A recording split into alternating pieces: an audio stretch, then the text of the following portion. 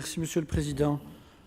Comme écologiste et puis comme Carolo de longue souche, je suis particulièrement choqué et scandalisé par le comportement des dirigeants de Caterpillar, que j'ai aussi envie d'appeler Caterpillar. Parce que quand la finance donne le ton à l'industrie, quand l'Union européenne pense finance avant industrie et sociale, même les travailleurs les plus qualifiés, même les usines les plus performantes trinquent, et c'est injuste.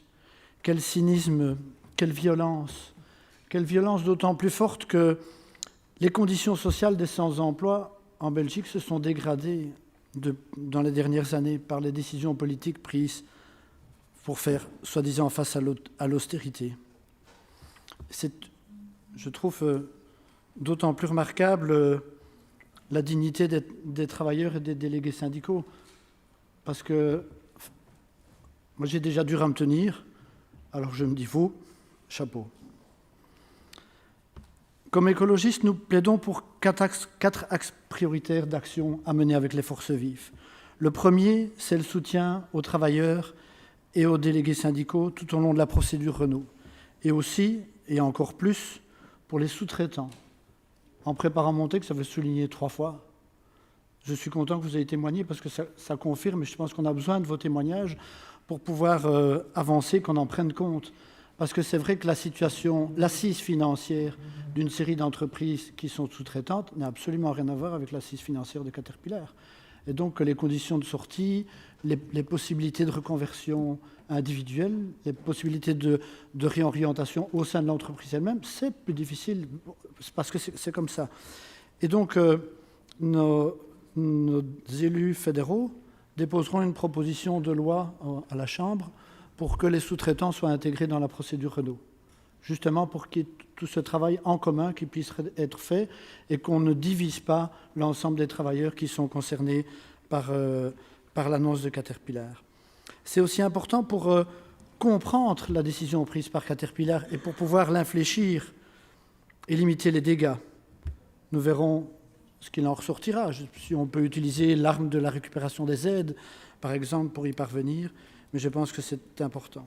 C'est aussi important d'infléchir l'austérité qui, si l'intention de Caterpillar va jusqu'au bout, va mettre en grande difficulté sociale des travailleurs d'ici quelques années, quand ils arriveront, s'ils ne retrouvent pas d'emploi, en fin de droit. Et on sait que le risque est grand, surtout dans une région où le tissu économique est déjà fragilisé par des pertes d'emplois antérieures dans d'autres secteurs. On a déjà perdu plus de 2500 travailleurs dans le secteur de la sidérurgie sur les dernières années, les 1400 anciens de Caterpillar qui ne sont plus là non plus, etc. etc. Deuxième point sur lequel je voulais intervenir, le deuxième axe, c'est défendre et trouver un avenir pour le site. J'espère le maximum avec Caterpillar pour conserver des machines, du savoir-faire, et si pas avec Caterpillar, mais de se battre tous ensemble pour que le site puisse retrouver vie. Si j'étais patron d'une des grandes entreprises de production d'éoliennes du nord de l'Europe, du côté du Danemark, ou du sud, du côté de l'Espagne, et que je cherchais un site pour étendre mes activités, parce que le secteur est en croissance, dans le centre de l'Europe, j'attendrai la procédure Renault et puis je viendrai voir exactement ce qu'il y a sur le site, parce qu'il y a du savoir-faire, il y a des entreprises qui sont dans des secteurs proches, associés ou intéressants pour ce type d'activité, et on est sur un domaine en croissance. Je ne dis pas que c'est ça qu'il faut faire, mais c'est ce genre de choses-là qu'on doit pouvoir chercher si la procédure Renault aboutit au départ complet de Caterpillar. Mais on doit vraiment, je pense, au niveau politique dans la région de Charleroi, et c'est du travail d'Ygretech, de faire beaucoup plus d'animation économique et de prospection d'entreprises qu'on veut voir venir s'installer. Et ça m'amène à mon troisième point, c'est que nous nous bataillerons pour qu'il y ait une politique industrielle, parce que l'Europe ne continuera pas si elle perd toute son activité industrielle.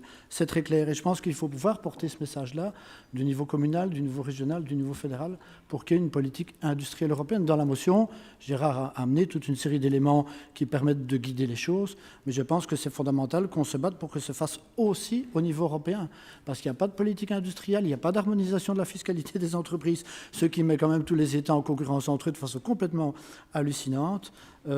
Et en plus, les des entreprises étrangères, si elles font du dumping social et environnemental, elles peuvent vendre leurs produits sans problème dans toute l'Union européenne. Alors que dans l'autre sens, ça ne marche pas. Donc je pense vraiment qu'il est grand temps que l'Union européenne se réveille et que, pour cet échelon-là, et qu'au niveau Carolo, avec YTEC, avec les forces vives, nous menions un travail prospectif pour voir les secteurs industriels dans lesquels nous pouvons espérer des développements à l'avenir sur base de tout le capital dont nous disposons. Et le capital humain, il est fondamental par rapport à ça. Le dernier point, et d'autres l'ont dit, on ne voudrait plus qu'il y ait encore un nouveau Caterpillar, mais Caterpillar, ça vient quand même après Ford Genk, VW Forêt, ArcelorMittal à Liège, pour ne citer que ceux-là. Je pense qu'on doit aussi se diriger vers un autre système économique que celui dans lequel nous vivons aujourd'hui et que nous devrons nous battre pour ça, pour que ceux qui perdent leur emploi aujourd'hui, pour que nos enfants, pour que ceux qui chercheront des emplois demain puissent avoir une vie décente, pouvoir s'épanouir comme nous avons pu le faire.